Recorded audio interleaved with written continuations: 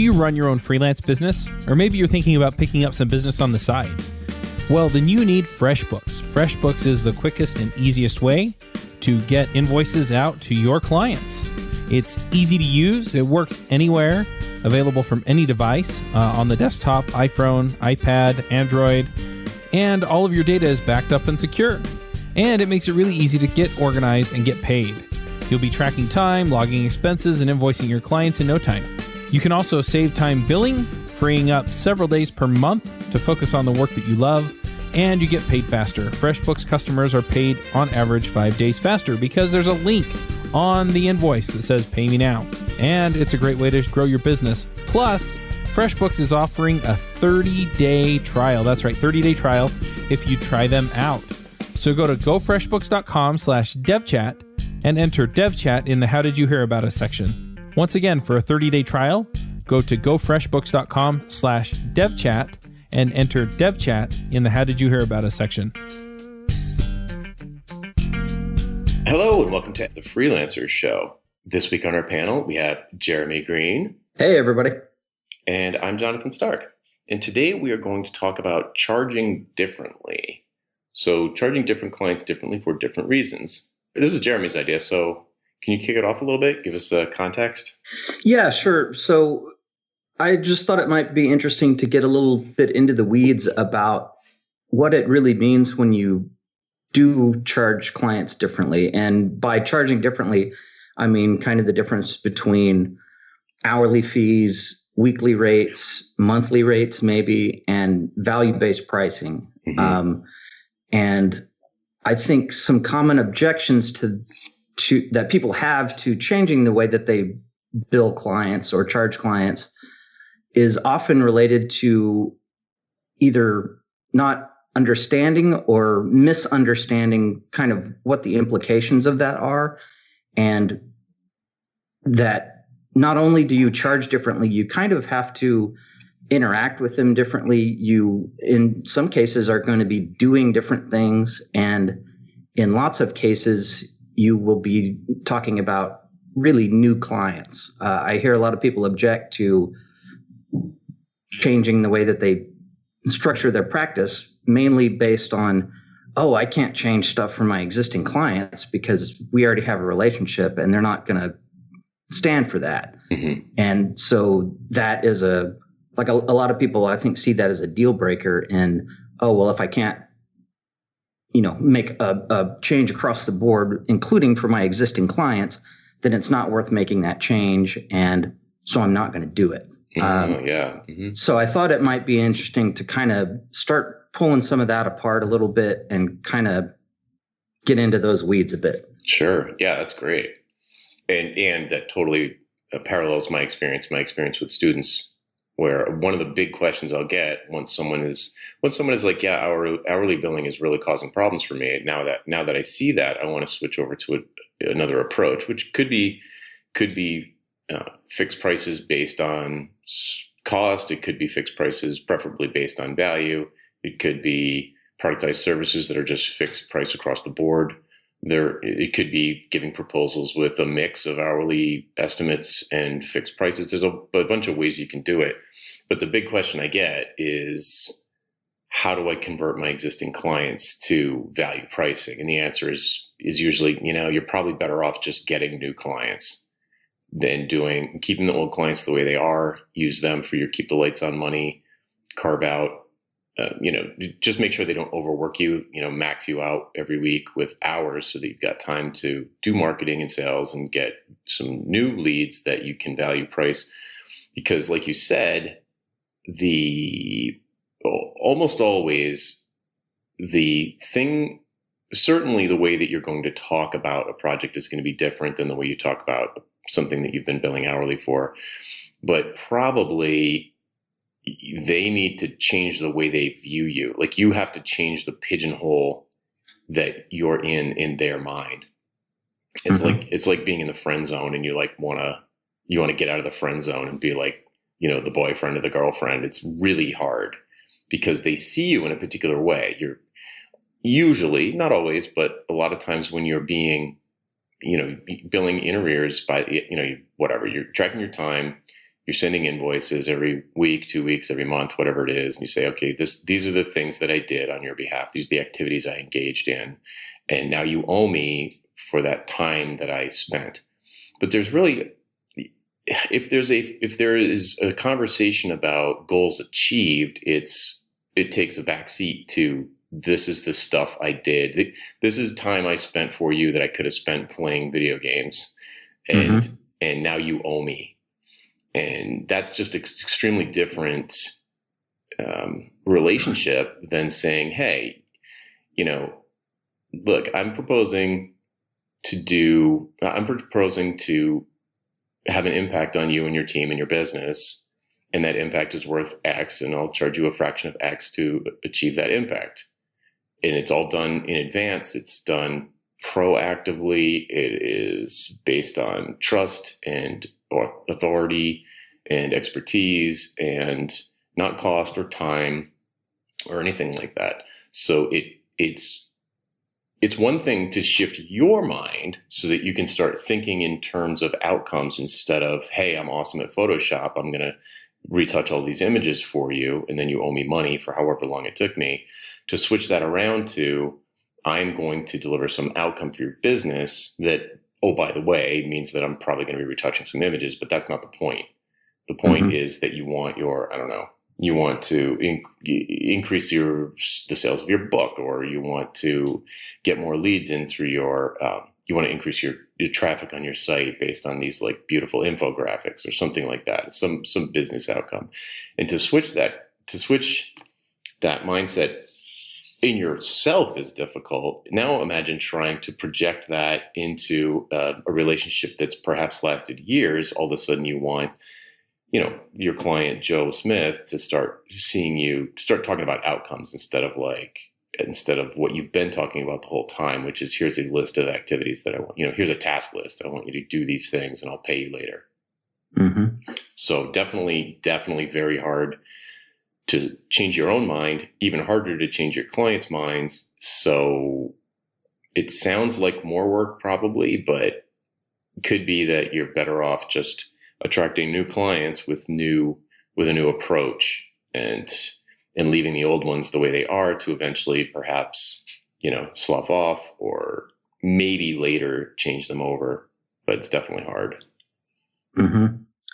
And it seems like part of that new approach, maybe not always, but definitely a lot of times is going to involve kind of really strategically positioning yourself in a niche.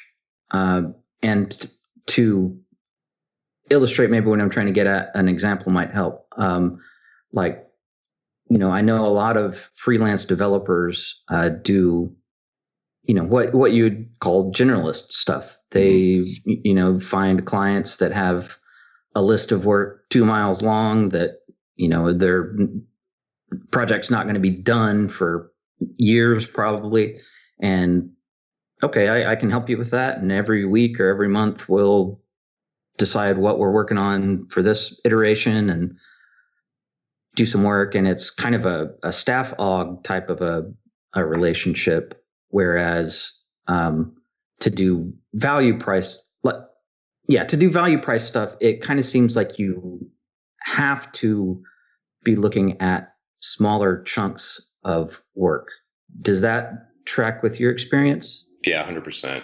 So you can't, yes, in terms, like in all practicality, yes. I only use value pricing for projects. And when I say project, I mean something very specific, which is a collaboration between you and your client that has a beginning, middle, and an end. There's a desired future state that is defined before you start. So you decide where you're going before you start driving the car. And there's a general idea of how long it should take, roughly. Is this a 6-month thing? Is this a 6-week thing? Is this an 18-month thing? And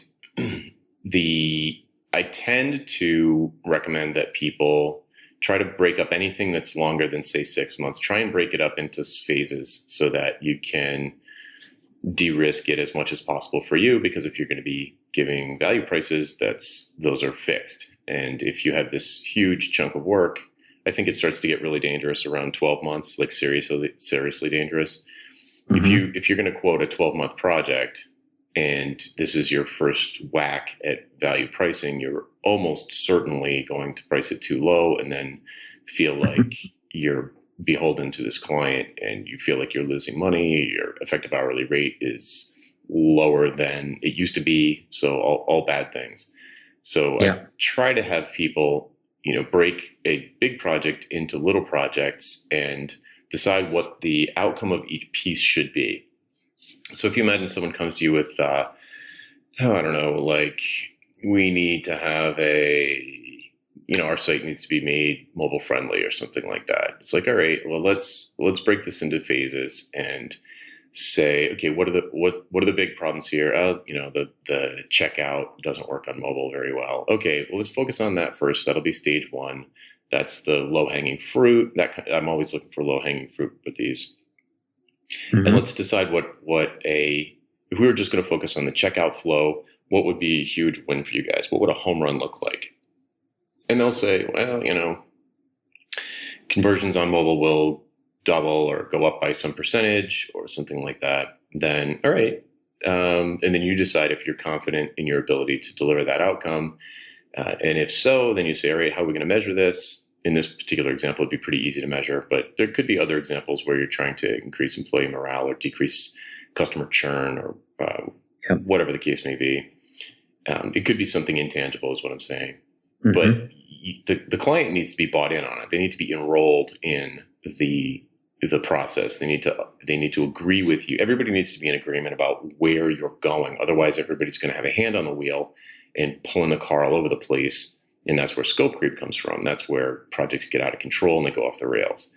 So if you can start out by deciding what the needle is you're trying to move, and the customer can always tell you how to measure it. They always can, because they know it's bad because they're measuring it. So there's always some way to measure it. You mm-hmm. say, okay, that I'm confident that with my skill set I can move that needle. How far do you want to move it? Okay, and let's get started. But try and keep it. It's not going to be an open-ended thing. For open-ended things that are just ongoing, that's when I reach for an advisory retainer type of relationship. So, and people who don't do advisory stuff, they think, oh, support and maintenance contracts, things like that, which are not my favorite. They're very low profit, but that's a different way to price. You're pricing a different thing there. Mm-hmm. Does that track with your experience? Yeah, I think so. In the past, attempted to convince myself that I could value price really large projects, and eventually decided, no, I don't think this is going to be a good idea. I feel like I'm taking on way too much risk here, and I think part of that has been trouble nailing down kind of objectives and or nailing down business outcomes, I think. And part of my difficulty in the past with that has been doing greenfield development for new companies that, don't even have a needle to be moved yet. Yeah.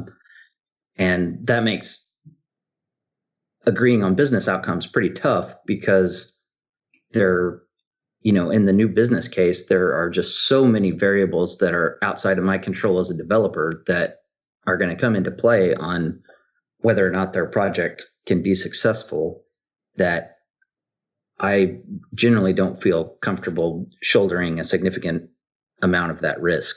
Right. Yep. Yeah, I agree. It's much easier to do value pricing with mature businesses. So, whether you want to call them startups or early stage or whatever, but new companies, they don't have a history to look at. So they don't know. They usually have really grandiose ideas about what could happen. It's kind of like, going to Vegas and rolling the dice. And it's really hard to value price that kind of thing. And to me, it feels more like R&D, where that might make sense. It's not my cup of tea, but that might be a place where it makes sense to do like at least a weekly rate instead of an hourly. or maybe a monthly rate to do essentially, like I said, R&D. It's like, and I've done this very, very, maybe once or twice in 10 or 15 years. I've had a situation where somebody was like, essentially I did a feasibility study. They're like, is this possible to do in a mobile browser? Like, here's the thing we want to do, and very technical, very specific. Is this even possible? And I'll say, I don't know, but I can try, and I'll keep trying until you tell me to stop, that kind of thing. And to be honest, I don't remember how, I know I wouldn't have done that hourly, but it's possible that I said something like, I'll go for, I'll try and work on this week. I mean, I'll work on this for a week for X amount of dollars. And at the end we can touch base, and I can give you a feel if I either figure it out, or I'm on to something, or I think, I haven't figured it out yet, but I think I haven't ruled it out yet. There might be a way. Yeah. Or I'll just be like, nah, this is impossible. And maybe I'll either prove or disprove the hypothesis on day one and still be like, all right, you still paid me whatever, $10,000, but here's your answer.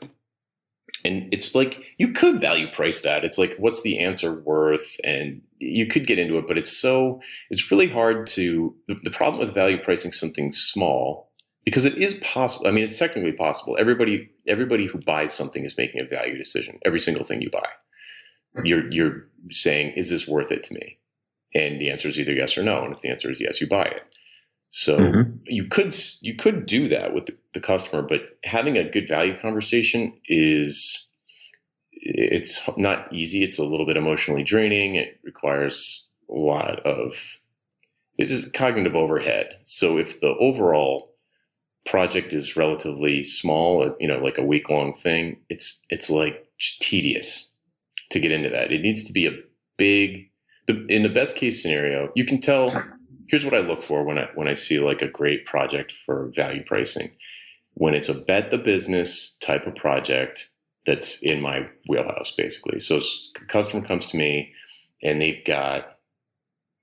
they're at a crossroads, and somebody at the top has determined, or is like smart enough to see the writing on the wall, and they're like, we don't have these capabilities in-house, and it's critical. This is an existential problem for us. We need to go into this space. For me, it was always mobile. Like somebody who was like, we need to get into this mobile space, mobile web space, whatever it was. And this is a big giant deal. We cannot wait. It's urgent. We're betting the business on this. Go. And those deals close super fast. It's not a long lead time. It's very high risk for them, very high value. I mean, even if the company is 20 employees, that's still a very high value engagement. So if anything less than that, like, design seems a little musty, design looks a little old. That's not a great thing to value price, because, you can tell the client doesn't really care. They could kind of do it whenever. It's already been languishing. They're not feeling any particular urgency or risk. And, it's kind of like, well, I can give you the names of some people that could probably do that for cheap. I mean, I don't think you need me. Yeah. You could probably go to 99 Designs, or you could go to Fiverr or something, or Upwork, and find somebody that can, freshen it up for you a little bit. But if they're just looking to have, their website detailed like a car, it's like, really there's just not that much value there. So I can't price it in a way, it's impossible to get a client to approve a fee that's higher than what it's worth to them, obviously.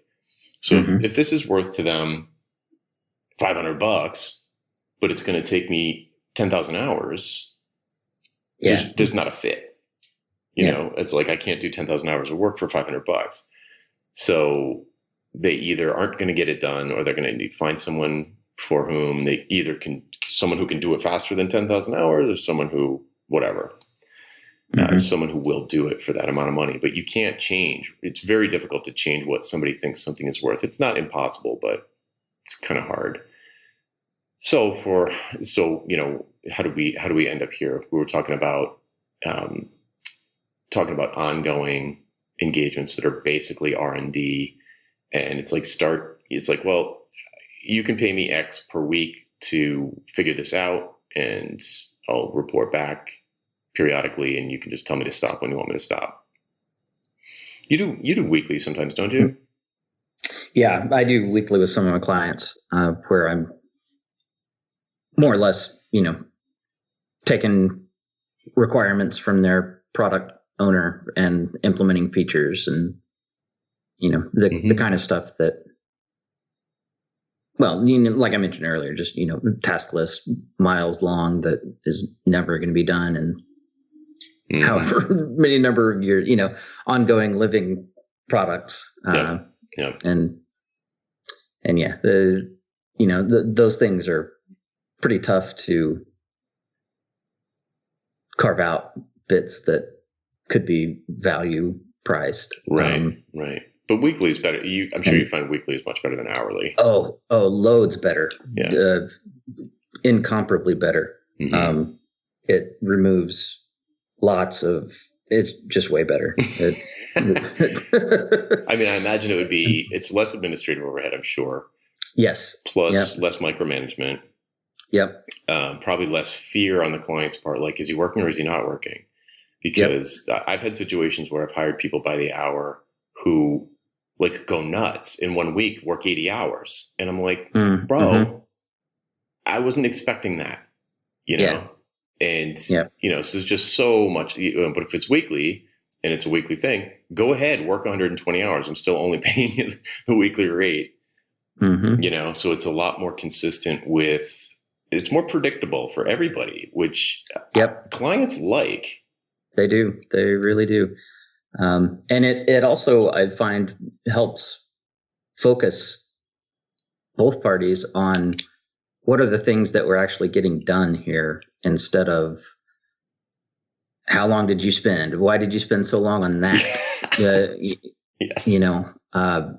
It means that when something needs to be refactored because it's just in a messy state and, it needs to be cleaned up to even be able to add this feature, that time is not second guessed. Generally, it's, that's, it's a thing you did and it helps get the feature done. Great. You're allowed to do your work the way you think it should be done. Yeah. I love that. It takes out the micromanaging piece of it. So now here's the thing I've always wondered. So, and past panelist Eric Davis is a big proponent of weekly, and the sort of conversation we always had was, well, what about when you don't finish all the stuff you were expecting to finish that week? And his answer to that was always, well, I'm amazing at estimating how long it's going to take me to do something. And I'm like, okay, but what if you weren't? Like, because the listener might not be. Because I feel like that becomes, if weeks keep going by and you're doing getting half as much done as the client expected, like, what happens there? Is it just like a trust thing? Like, hey man, when like a worker comes into your house and they go to replace like a wall socket and they're like, turns out there's like a family of raccoons living in here that needs to be addressed first. And they just trust you, and you can kind of like, you have that conversation, or like, how do you handle that? When you start a new project, typically you need things like a domain name, hosting, things like that. When I choose hosting, I pick mine for the options it gives. I like to know what I'm getting and set things up just how I like them. This is why for your projects, you should check out Linode. Linode servers feature native SSD storage, a 40 gigabyte network, and Intel E5 processors. That's all the power you need to run VMs under full control, or Docker containers, who doesn't love that, encrypted disks, and VPNs. Plus, they have 10 data centers across the world and add-ons like backups, Node Balancer, and Longview to help you control your server costs. They also offer block storage for your static files, and you can get started with a $20 credit if you use the code FreelancerShow2018. That credit is good for 4 months on their 1 gigabyte server. That's a lot of time to try them out and see if they're the right fit for you. That code again is FreelancerShow2018. Also, if you're interested in working for Linode, they're hiring. Head to linode.com/careers to see their available positions. It's definitely a trust issue and has to come back to the strength of the relationship that you have with the client. For one, I try to raise issues or potential issues to the client just as early as possible. Like I never want to get to the end of the week and then be telling them, oh, by the way, on Tuesday, I discovered this thing that then blew out the rest of the week. Like as soon as I have an inkling that, oh man, we've got a mess here that we're going to have to clean up before we can attack this, I'll let the client know about it. And, I don't always go into super great detail on it. I just will let them know, hey, I want to let you know before it becomes a problem that there might be a problem here. And, if you want more details, let me know. But this week, what we decided yesterday about what we're going to get done this week is looking possibly less likely now. And for these reasons. So yeah, it takes lots of communication. You have to be really upfront with the client. They have to trust you. If you're in a relationship with a client where it's kind of at its root adversarial instead of collaborative, that's not going to work. They're going to be second guessing you and asking, is that really necessary that you do that? Can you just do the quick and dirty thing that's going to leave the mess in place and just add to the mess? Paper over. And and so it's definitely important that you have a relationship and surface things early. And if it is something that week after week you're just not getting done the things that you said that you're going to do, that's going to erode the trust that the client has in you, and is not sustainable over the long term, in my opinion. And if you find yourself in that, I think you need to probably have a conversation with the client to try to rebalance expectations, because either they're at some point you've, I think, probably allowed them to get ideas in their head that aren't realistic. And it's, when I have conversations with clients about what are we going to do this week, I always try to be very upfront about, things are going to take time, or no, I realize that you want all of this done this week, but that's just too much. There's no way I'm going to get all of that done this week. So we need to pick the most important things for this week, and then the rest of that stuff we'll do next week. And I find that part of like the expected longevity of the relationship, I think, plays into how well those kind of setbacks are accepted. When that kind of thing happens with clients that are long term, that I have a open-ended weekly contract with, it's usually not a big deal, because I think because due to how long I've already been working with them, there is trust built up that they know I'm not trying to take advantage of them. Whereas if, it's a smaller project and I've told somebody, hey, I'll work on this for 8 weeks for you, having a week kind of get blown because of something that was unexpected is a much bigger deal. And clients tend to be a little less kind of forgiving and understanding in that case, because they're trying to look at it as a fixed price deal. And now that it's going to take 9 or 10 weeks instead of 8 weeks, that's, to them a changing of the deal, which it is.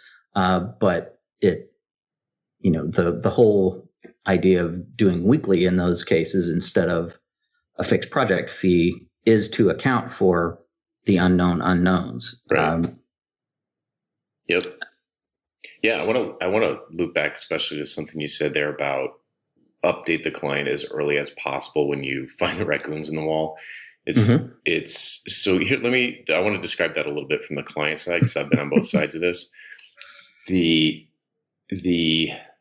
that happens, it can change, especially if it's early in the week. So say Monday, you decide what's going to happen during the week, or in my world, it usually is a 2-week sprint. So it'll be like, it could be in the first couple of days after we push the last pile of code, and it's like, okay, that's on production. What are we going to do next time? All right, we move all this stuff into everybody's to-do list. Okay, great. And then one day in, developer finds out like, oh, this is way harder. I know I said on the call that this should be pretty easy, but it turns out it's completely wrong. There's something I didn't realize, and this is it.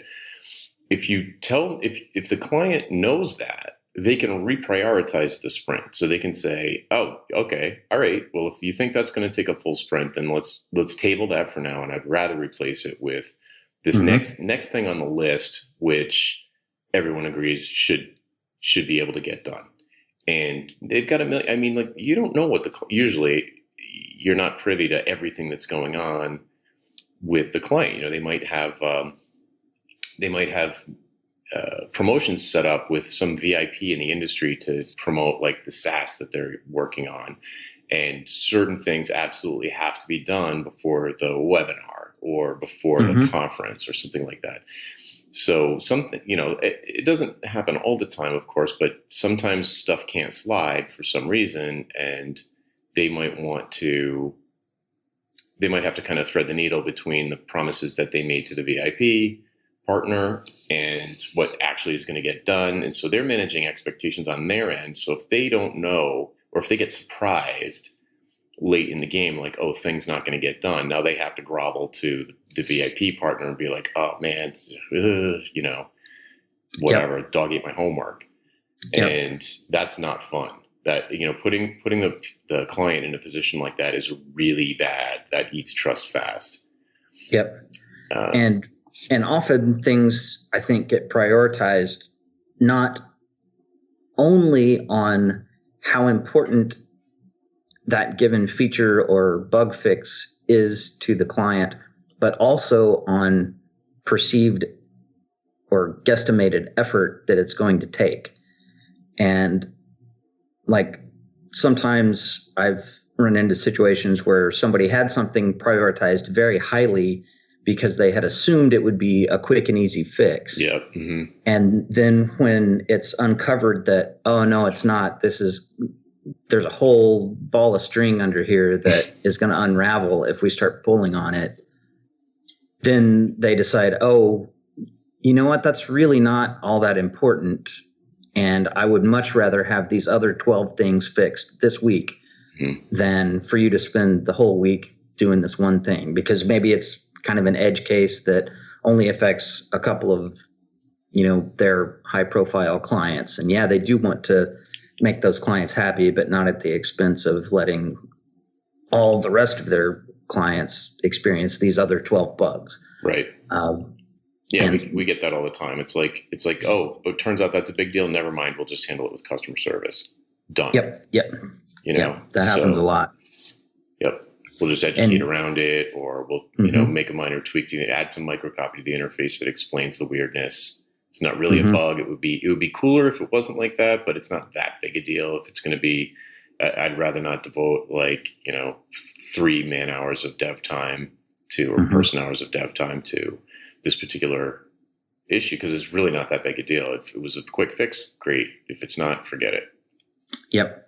Yeah. And it's important to surface that information so that the client can be the one that makes that decision. And, I don't want to let myself get in the position of deciding for the client what is important and what I should be focusing on when I'm in that kind of a weekly, I get stuff done for you mode, which is different, a different approach than I would take on a purely value-based thing. And in that kind of a arrangement, I often, am kind of trying to shield the client from having to get too much into the minutia. And if, I misestimated something and it's a value project, well, that's on me. And I just got to eat that and do the big fix. Yep. Yeah, I totally agree. It's 100% true. On the value project, I still have a high degree of communication with the client, but but I don't get them into the weed. Like I don't pull them into the black box as much. It's a lot less. So like if I might have a snarly code situation. I'm not going to go to them and say, oh, look, I don't know, if we index these tables, it's going to take blah, blah, blah. And, it'll be faster if we do that, but I've got it, it's going to slow the database down while it's doing it, or we're going to have to upgrade to a different. I don't get into that.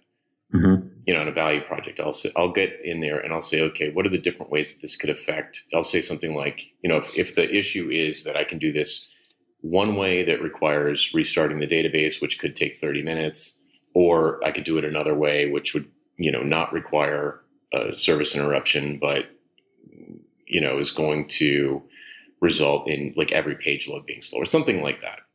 Mm-hmm. I would get at them with like the business case, like, though I would say, okay, the one I want to do is restart the database, but it's going to take a while. I would say to the client, look, is there a good time to have a half an hour of downtime? When would that be? What can we do to mitigate the impact on users? And get into like stuff they understand. Mm-hmm. And sometimes they'll be like, yeah, it's no big deal. We've got, all of our users are in the US. There's extremely low, I would know this anyway from the logs, but there's practically nobody in the system from, 3 a.m. to 4 a.m. Eastern time. Do it then, and it'd be no big deal. Or there'll be people who are like, no, we've got users all over the world. This is finance software that needs to be up constantly. I'd look for, so I might come up with a solution. I'd be like, okay, I understand the business context. I understand the business needs. I'm going to go figure out probably some really difficult workaround that would allow me to kind of do both things, like increase the page load time without having to restart the database. And it might be crazy and weird, but I'm not going to drag the client into it. It's like, they couldn't care less. I mean, if I ask for their opinion, oh, do you think I should do this or that? They'll pick one. They'll have me educate them about all these, to have this long conversation, like, and then they'll make a judgment call, which is probably not a great one because they just learned about this 10 minutes ago. And, I'm not going to suck them into that. Yeah. But, so the weekly thing, it's so much more, it's funny that now we're talking about it. I think that it's a different kind of client, which sort of gets back to the topic of the episode. Yeah. It's just a very different kind of client. Like it is. The person that I'm picturing, like I'm thinking back to scenarios, person that I'm picturing in the sort of sprint type of scenario is a very hands-on person in a small company who who originally built the first proof of concept and has a grasp of a lot of the technical issues and can understand them and kind of likes, it itches at him when he doesn't understand, like why. And when you explain why, he understands it. And then the other kind of person is like, more like completely non-technical, like a lawyer who started a business that has a huge technical component that they never understood. And just, all they understand is like the interface. We need an interface like this for lawyers to do X, Y, and Z. I've got a bunch of, I had someone build it. It works. It's crap. We need someone to make it less crappy.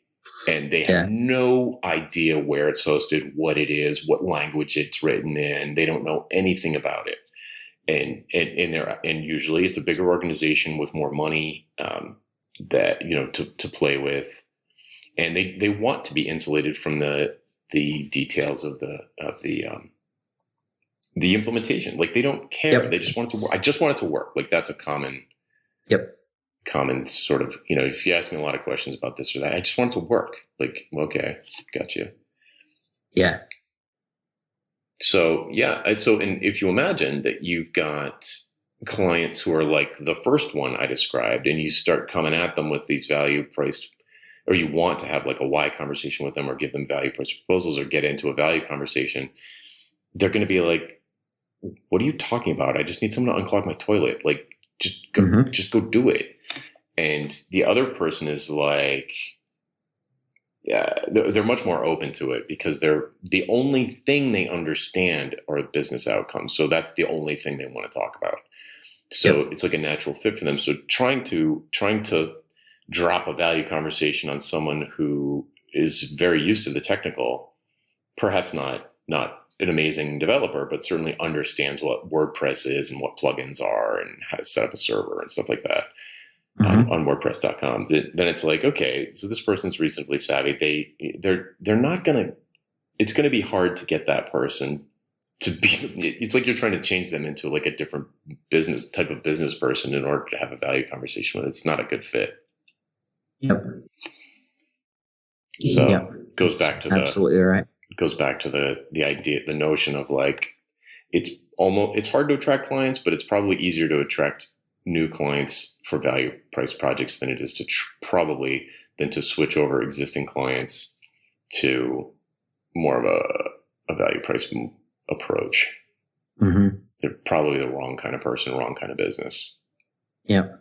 So do you have, being the value pricing advocate that you are, do you have tips or suggestions for people that are trying to make the move from hourly or weekly to value-based, both in terms of like what they should offer compared to what they may currently be offering, and how to find that new type of prospect? Yeah, great question. It's a huge answer, but I can give you the TLDR is the first thing I try to get people to do is just get them off of trading time for money, which would not go straight to value pricing.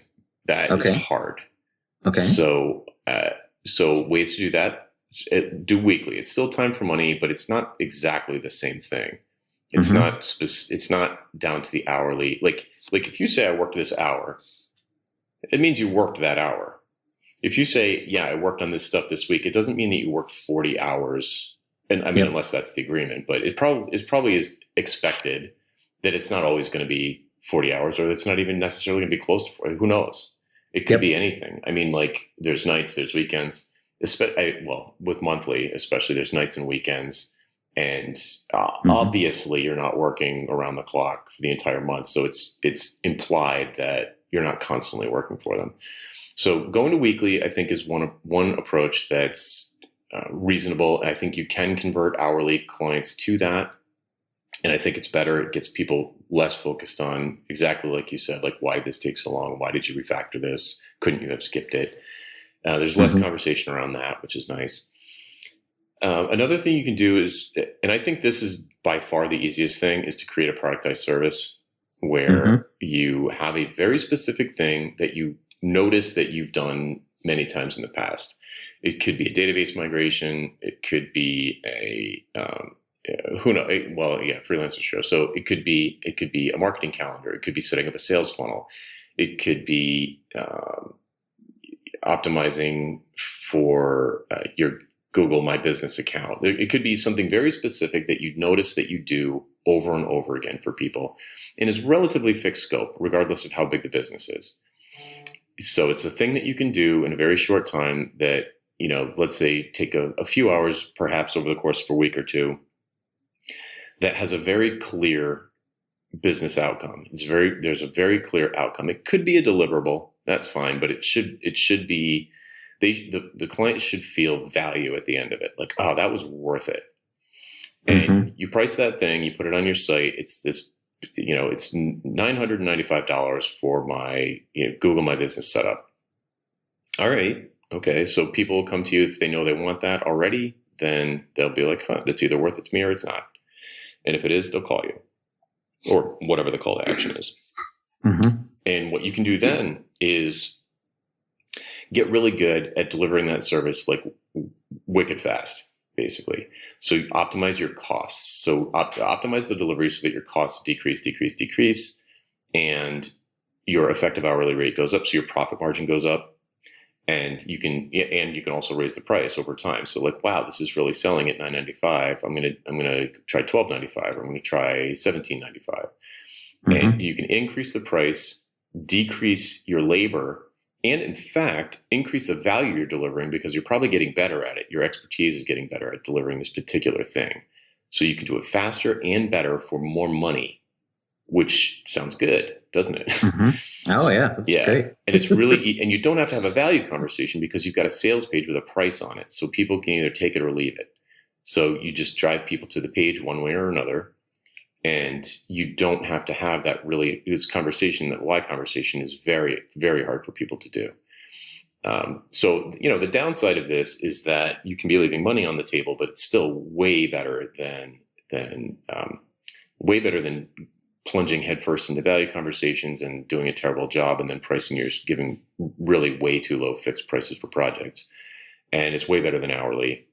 And the thing that I like better about it than weekly is that you can optimize it in a way that it's repeatable. You can optimize it in a way that you can't do when you're doing like weekly dev or weekly content marketing, whatever you're doing by the week.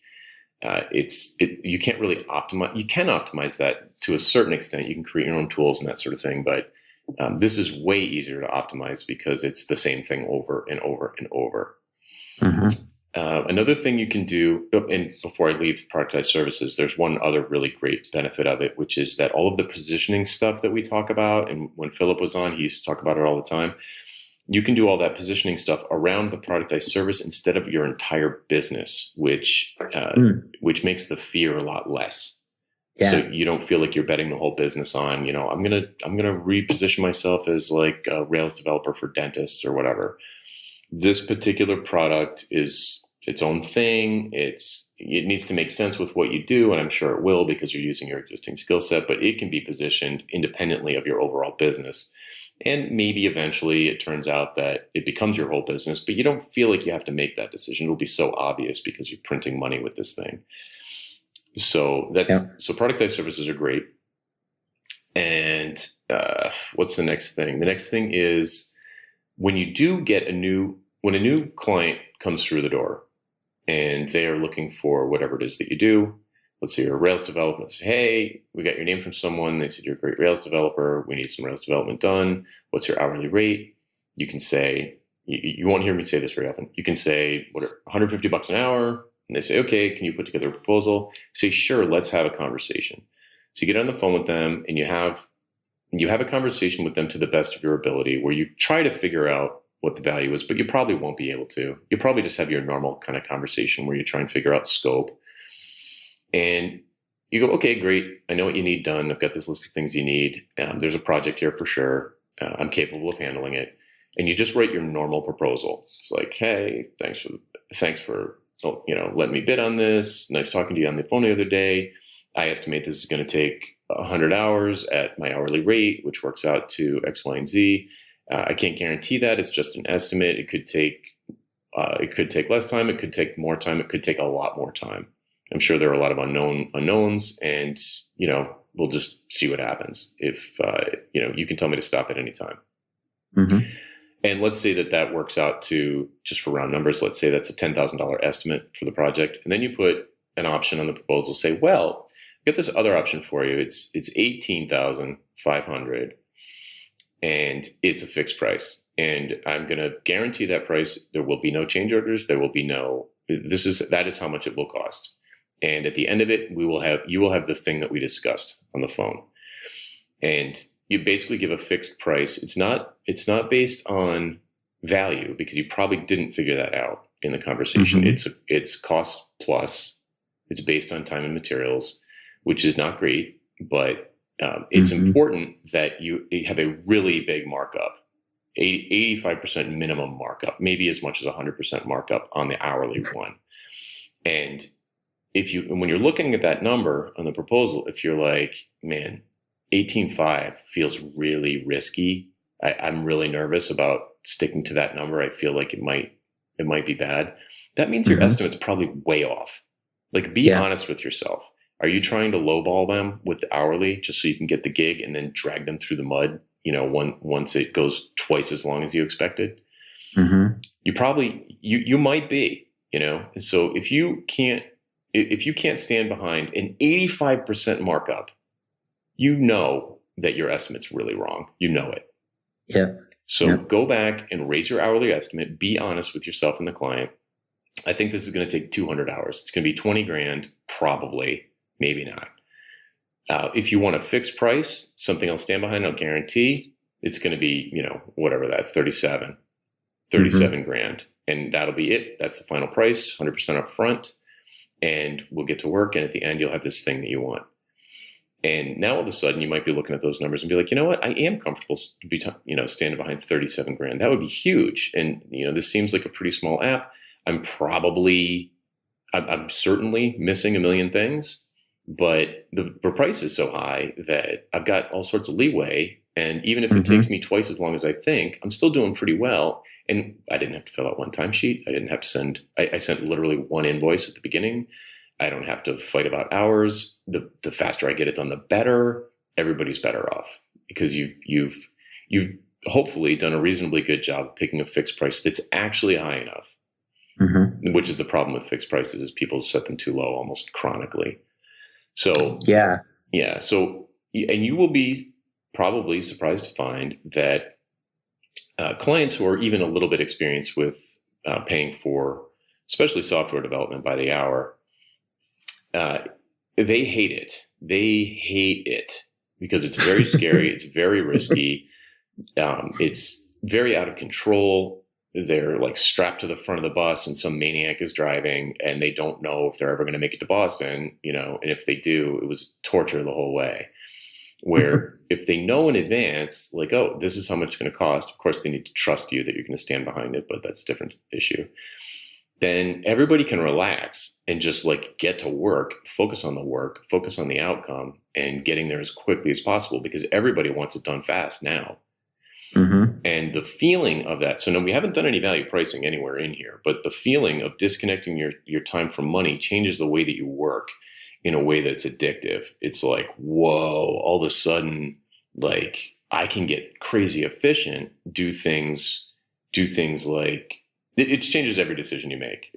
It's a complete mind shift.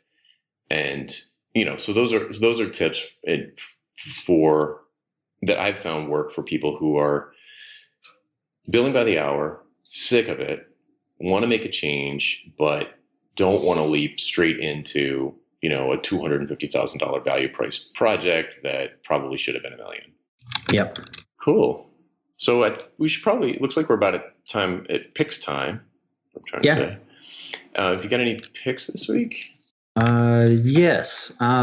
You and I talked about it just briefly before the show, but I recently got to see the David Byrne American Utopia tour. And I would highly recommend anybody that is into music go see that. It was really unique. There was no fixed gear on the stage in terms of like a drum set or amps or anything. Everybody that was playing an instrument was carrying it either in their hands or strapped to them if it was a guitar, or there was a keyboard player with a keyboard on a marching snare drum harness. And then the whole thing was really highly choreographed. It's kind of a mix between a rock show and a Broadway production sort of, and I recommend it. Awesome. Love David Byrne. Love the heads. In fact, you told me this. I saw you tweeted some pictures about it, and I've been like heavy 80s new wave Pandora mode on Pandora, like B-52s, Devo. It's REM. It's like super fun, super nostalgic. I'm sure no one listening knows what I'm talking about, but I met someone yesterday that didn't know who Frank Zappa was, and I was like, kill me now. Cool. Do you have more picks or is that it? No, I'll just go with that one. Cool. This week.